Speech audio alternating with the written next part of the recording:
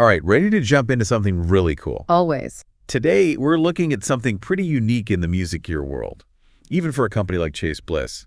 We're talking about their clean compressor. Yeah, this one's really got people talking. Like definitely causing a stir. So we're diving into their marketing materials, the website, the demos, all that good stuff. More of a juicy detail. Exactly. We want to see what we can uncover about this intriguing pedal and, maybe answer their question. Can clean be as fun as dirty? Right, because everyone thinks of effects as distortion, overdrive, fuzz.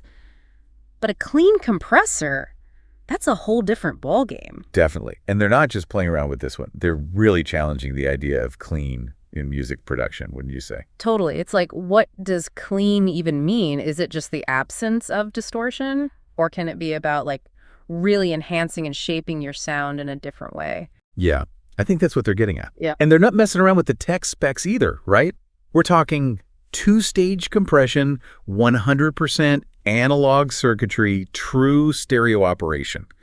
It's like they took studio-grade gear and crammed it into a stomp box. Absolutely. And you know what's cool about two-stage compression, unlike single-stage? Lay it on me. Imagine you have one stage gently smoothing out those peaks, right? Just taming them a bit.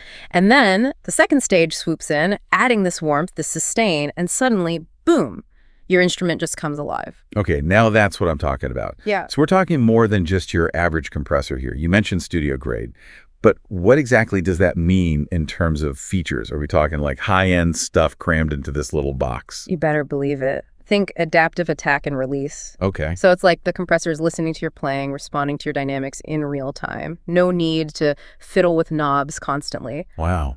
And get this, a sidechain input. Yeah, for when you want to trigger the compression with a separate signal, like using a kick drum to duck the bass, get that classic pumping effect. Classic. And hold on, it even has built-in emphasis filter. Emphasis filters. Yeah, this is cool.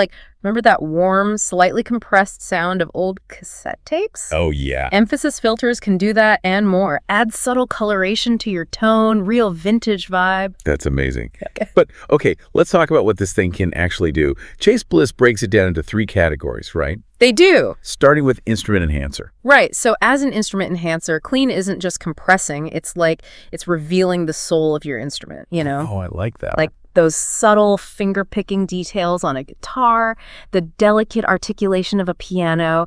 It brings out the nuances while keeping everything crystal clear. Beautiful. And then we have parallel punch. This one seems like it'd be a dream come true for bassists and drummers, right? 100%. This mode lets you blend that compressed signal with your dry signal, so you get that punch, that presence, without losing the natural dynamics. But here's where Chase Bliss throws a little curveball. They added a dusty mode. Dusty mode. What's that all about? It introduces a bit of grit, a touch of saturation, so you can have that super clean, powerful sound, or dial in some dirt for some character. See, they can't resist adding a little dirt in there. Gotta love it. It's like blurring the lines between clean and dirty. And speaking of blurring lines, what about end-of-chain glue?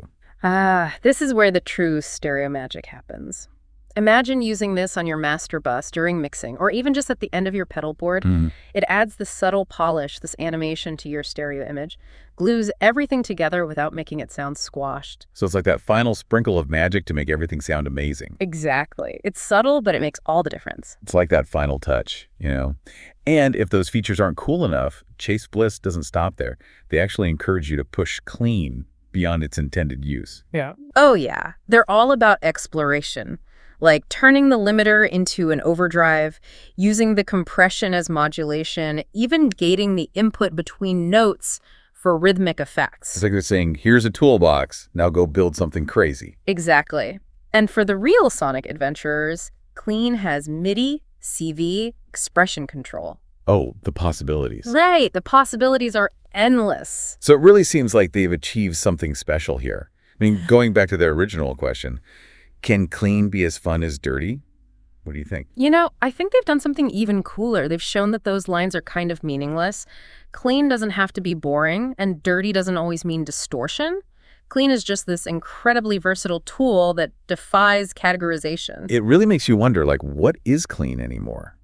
This has been a lot to process, but in a good way. There's so much to think about with this pedal. There really is. If you're as intrigued by clean as we are, and let's be honest, how could you not be? Definitely check out some demos. Hear what it can do. Listen to how other people are using it, and imagine the sonic adventures you could have. It might just redefine your entire approach to sound. That's the beauty of Chase Bliss. Couldn't have said it better myself.